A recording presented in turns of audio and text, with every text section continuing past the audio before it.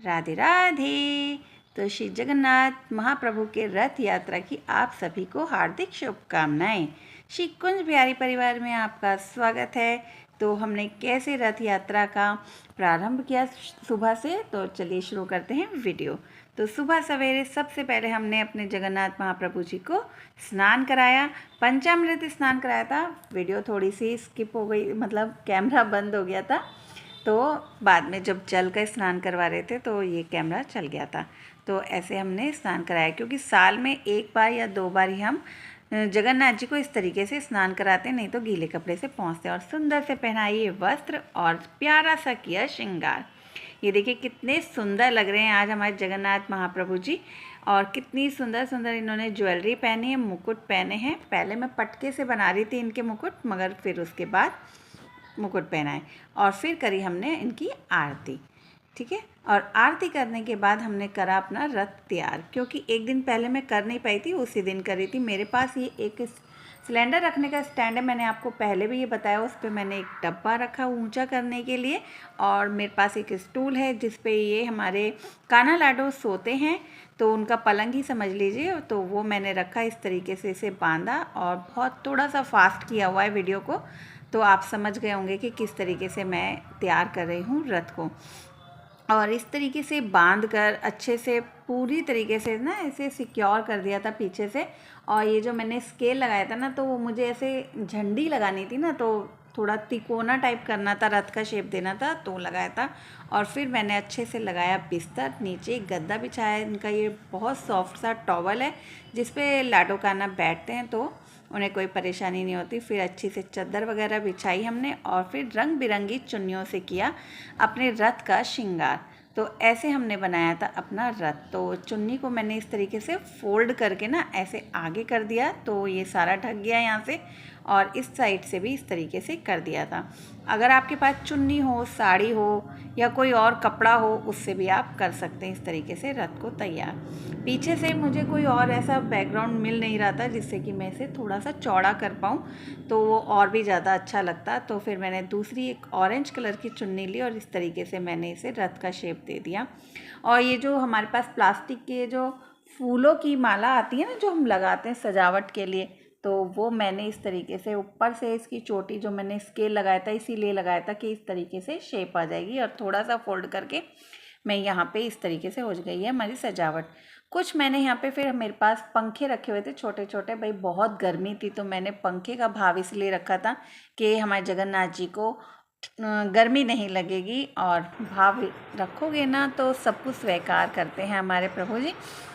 और फिर लाडो कान्हा केशव बाबू बैठ गए थे, और फिर आई जगन्नाथ जी की बारी। और जैसे जगन्नाथपुरी जी में ऐसे उन्हें घुटमन घुटमन लेके जाते हैं, इस तरीके से मैं भी अपने जगन्नाथ जी को इस तरीके से लेकर आई थी और रथ में विराजमान किया। बोलो जगन्नाथ महाप्रभु की जय। जय जय श्री जगन्नाथ जी की। तो इस तरीके से हुआ रथ तैयार, और उस पर विराजमान हो गए हमारे श्री जगन्नाथ महाप्रभु जी। तो बहुत ही आनंद आता है जब हम घर में इस तरीके से कुछ भी छोटा सा उत्सव करते हैं ना, तो बहुत अच्छा लगता है। फिर मैंने यहाँ पे लगाई एक मोरपंखी, पीछे तो खाली लग रहा था, अच्छा नहीं लग रहा था, तो मोरपंखी इस तरीके से मैंने लगाई। और फिर किया पूरे रथ का फूलों से श्रृंगार, और सुंदर सुंदर से फूल लगाए। और जी जब हम इनका रथ लेके जाते हैं, उससे पहले भी हमने जहाँ से रथ निकालेंगे फूलों से सजा सकते हैं, आर्टिफिशियल फूलों से भी सजा सकते हैं। और इससे क्या होता है ना, बहुत गर्मी होती है, जिससे कि हमारे लाडो कान्हा, हमारे जगन्नाथ जी को बहुत ज़्यादा मतलब गर्मी नहीं लगती, उनको ठंडकता प्रदान होती रहती है। फूल वगैरह हम इसलिए लगाते हैं, फूलों से ठंडक मिलती रहती है। और हमारा रथ भी बहुत सुंदर लग रहा था उस समय। वीडियो में इतना ज़्यादा कहते हैं ना, फ़ोन में इतना कैप्चर नहीं हो पाता, पर जब हम रियल में यहाँ पे देखते हैं ना, बहुत सुंदर लगता है, बहुत ज़्यादा सुंदर लगता है। और हो गया धीरे धीरे, देखिए करके हमारा रथ बिल्कुल तैयार।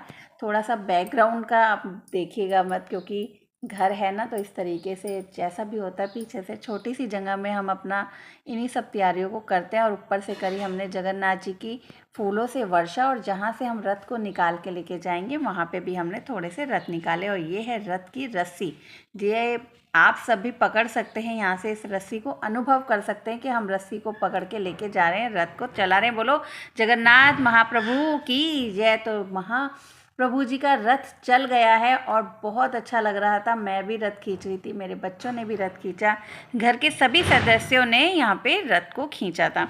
तो इस तरीके से चलते चलते हम पूरे घर में ना अपने रथ को लेके जाते हैं, पूरे घर में अपने रथ, पूरा घर अपने भगवान जी को दिखाते हैं। और फिर जब रथ हम अपने मंदिर के पास ले आए थे तो हमने फिर उनको लगाया भोग, क्योंकि बहुत गर्मी थी। तो सबसे पहले मैंने पिलाया उनको नींबू पानी बना के, नींबू पानी का भोग लगाया मैंने अपने जगन्नाथ जी को और अपने कान्हा लाडो को, और अपने मंदिर में भी भोग लगाया था, इधर मैंने उधर भी रख दिया था। ठीक है, तो सभी को मैंने बड़े ही प्रेम के साथ पहले पानी पिलाया। जैसे हमारे घर में भी मेहमान आते तो हम सबसे पहले पानी पिलाते हैं, तो हमें पानी भी पिलाते रहना चाहिए बीच बीच में अपने भगवान जी को। और फिर मैंने इनके लिए बनाया था, मीठे में हलवे का भोग लगाया था, और इनको हलवे का प्रसाद ही वो बन चुका था, तो इनका प्रसाद भोग का भोग लगाया। और फिर उसके बाद अच्छे से ये बैठे, हमने बहुत सारी छोटे छोटे रीलें भी बनाई थी इनके साथ, और बहुत आनंद आ रहा था।